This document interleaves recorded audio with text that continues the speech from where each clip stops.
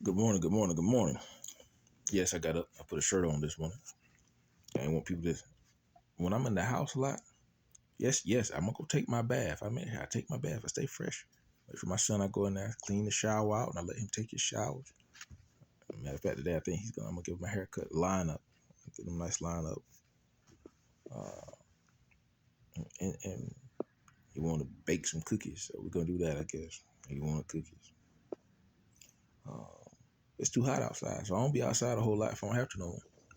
Just because I know how to do air conditioning heat don't mean I'm not gonna go out there and work in the heat and do a bunch of all kinds of calls either. Unless it's an emergency where people don't have no air in emergency. It's something I can do. I can go there and fix it. It's simple enough. I go do it.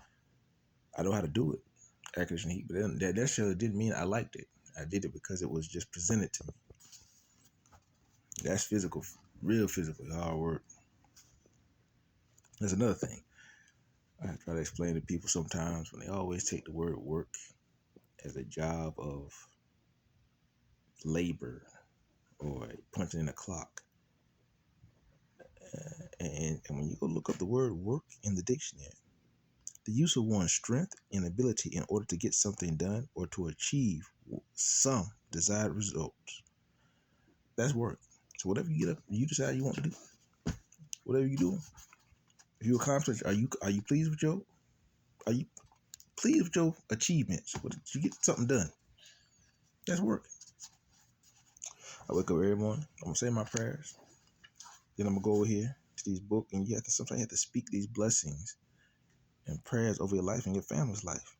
Like, I renounce all pride inherited from my ancestors in the name of Jesus. I break all oaths, vows, and pacts made by the devil by my ancestors in the name of Jesus. I break all curses and ages of Satan spoken against my life in secret in the name of Jesus.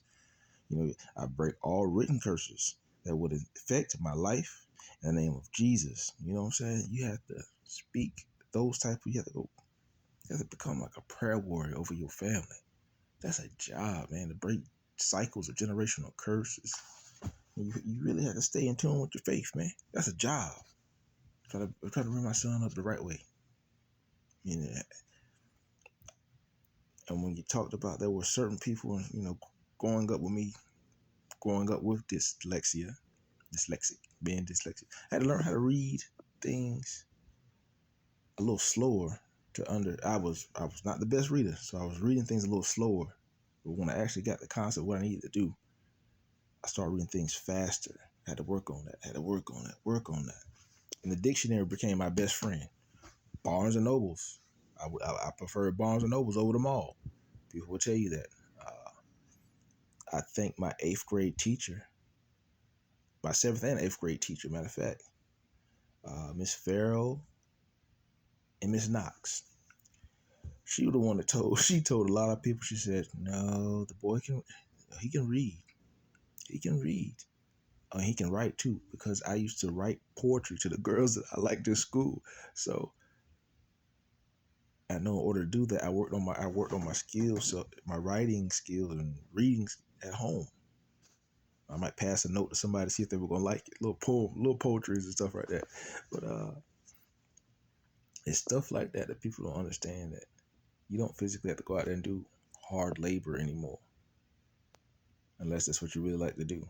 I've done a lot of that. My body, I can't take a lot of heat. I can't take a lot of heat like that anymore. I had in 2010, I almost had a heat stroke. So my body, I don't sweat a whole lot anymore. So my body, when I get hot, oh, it feels like I'm on fire, literally. And if you see me sweating, that means, hey man, somebody might have to call the ambulance. So I don't put myself in situations to sweat a whole lot, because my body is, I don't know. After that, having that heat exhaustion, almost having that heat stroke in 2010, my body just don't sweat a whole lot. I went to Western Wake in Cary, and the impact that had on my life, I still worked. I found a way to work around it. But then I started developing a bunch of kidney stones after that, because I was just drinking Gatorade and water, and the electrolytes and everything I was putting in my body still they were locking me up. It was like, so I stopped doing certain things to put myself in difficult or harsh conditions. I don't do a whole lot of crawling up in a crawl space like that no more. No, I don't. I try to keep my stress level down to bare minimum. For one, having PTSD. Two, I don't let nothing get in my way that's gonna trigger my PTSD. The people who might know me, who don't know me, I'm doing a very good job of maintaining that and keeping it under control without being on anything, because I that medicine they would give me, man, I had to leave all that stuff alone. That medicine they would give me, man, I don't know what that is, man. So I had to learn how to get myself off of the medicine that the doctors gave me and just stay in my own lane to keep my stress levels down so nothing triggers my PTSD. I keep my stress levels down, and I learn how to be working on myself. That's been a job, and being there for my son. First and foremost, being there for my son. So when people take that, don't overly or stress on the word work so much. Older people, their generation, they went at it. They once they got a job at a plant or a factory, oh, they thought they have arrived. You couldn't tell them nothing, and they were King Tut. There's nothing wrong with having a job like that. But sometimes those people, they'll get those jobs, and they talk down to a person who might not have the same type of job or not getting the same type of hourly wage or pay at other jobs. I've never really liked being put in those type of categories. Like the job I worked by piece rate. I was doing air conditioning heat for the company I was. So it didn't matter how long I worked or what time I got off. I always got paid the same. So,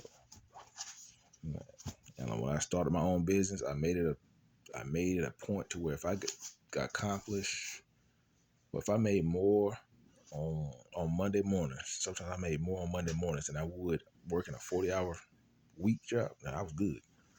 I was doing good. I have a certain minimum I try to accomplish each year, and I achieved that very well. Very well. Like I say, working on yourself. When Jesus went into the church, he told him, tell down the church he was going to build in 3 days. He was talking about the body. So that's what I've been doing, working on myself, keeping my stress levels down, not trying to be a people pleaser, and I'm not trying to watch nobody else's pockets. So I hope they don't try to be watching mine. I make sure I have me and my son have what we need. I do that. I just had a lot of resources stolen from me when people realized I had a certain amount saved up at one time. I won't do that again. And these fake family members that come around out of the I won't fall for them no more either. Everybody say your family, they just know of your family and they try to attach themselves to it because they know of your family's last name. I learned that too, the hard way.